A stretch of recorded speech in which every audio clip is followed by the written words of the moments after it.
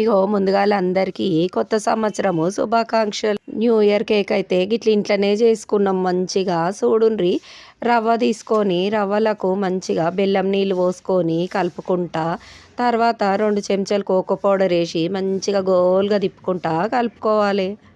ఇక కలుపుకున్న దాంట్లకు చిన్న గిలాసడు రాగి పిండి అయితే వేసుకొని గోల్గా కలుపుకున్నాక చిక్కటి పాలు జరని పోసుకొని కలుపుకోవాలి.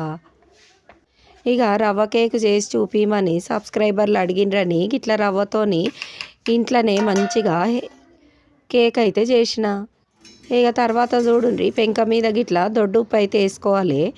ఉష్కే ఉంటే ఉష్కే కూడా వేసుకోండి. ఇక గది ఉడకయ్యే లోపల ఈ రవ్వల బేకింగ్ సోడా, బేకింగ్ పౌడర్ అయితే వేసుకోవాలి. గీ 2 వేస్తే మన కేక్ అనేది మంచిగా ఉబ్బుతుంది, జాలిలాగా వస్తుంది అన్నట్టు. ఈ వీడియో మొత్తం చూసి నచ్చితే మీరు కూడా గిట్ల చేసుకోండి. ఈసారి మంచిగా కుక్కర్లో చేసిన మస్తు అంటే మస్తు వచ్చింది. ఇక మూతకు మటుకు లోపల లబ్బర్ తీసేయాలి, ఈజీలు తీసేసి అయితే పెట్టాలి.